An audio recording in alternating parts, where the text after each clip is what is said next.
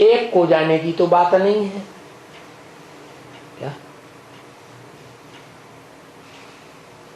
जब महाविनाश होगा है तो सभी आत्माएं प्राणी मात्र अपने विनाशी शरीर 5 तत्वों की इस दुनिया के जो हैं वो छोड़कर कहाँ जाएंगी?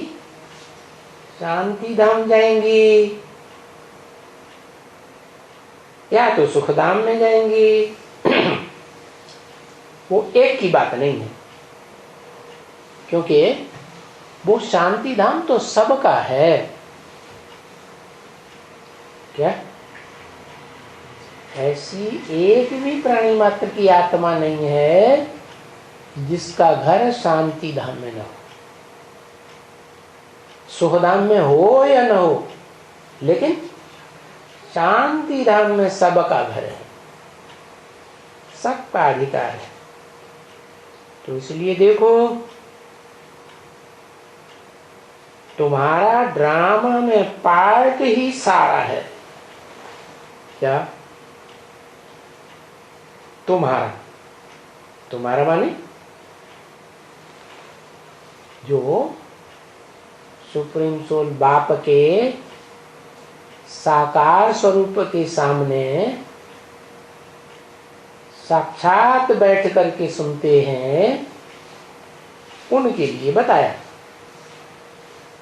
तुम्हारा ड्रामा में सारा पार्ट है। सारा माने है? सारा माने क्या?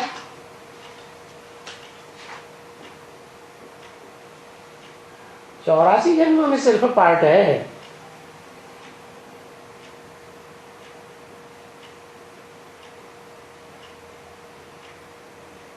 हाँ, 84 जन्म के अलावा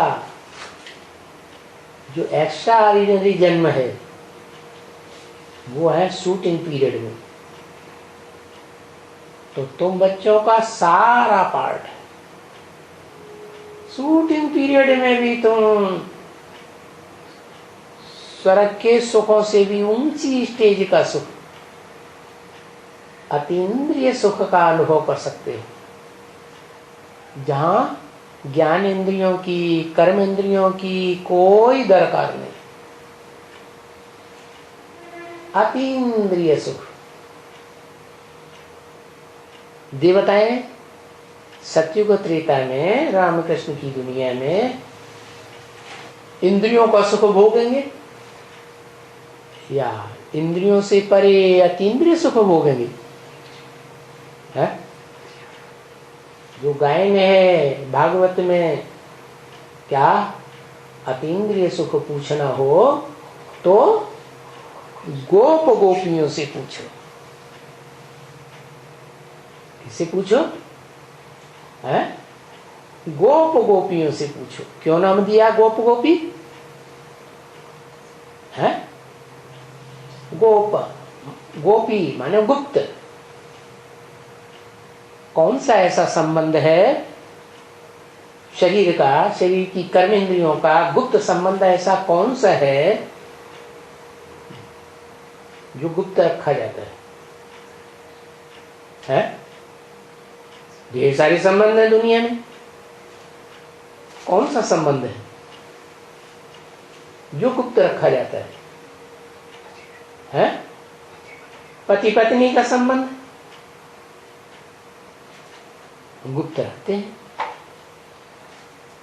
पति पत्नी का जिन स्पेशल इंद्रियों से संबंध जुटता है वो गुप्त रखा जाता है। तो भगवान भी जब आते हैं तो जो 16,000 गोप गोपियों का गायन है उनका गुप्त संबंध जुड़ता है नंबरवार पुरुषार्थ अनुसार, तो उन्हें गोपी कहा जाता है। कोई कहे गोपी को ही क्यों ले लिया 16,000 को? 16,000 पत्नियां थी भगवान की, क्या गोप नहीं थे? थे गोप भी, लेकिन गोप भी तो कोई जन्म में स्त्री बनते हैं, कोई जन्म में पुरुष बनते हैं। और जो संगम युग है 100 साल का, उसमें बहुत सी आत्माओं के 3-3, 2-2 जन्म भी होते हैं। तो कोई जन्म में स्त्री बनेंगे, कोई जन्म में पुरुष बनेंगे। तो टोटल मिला करके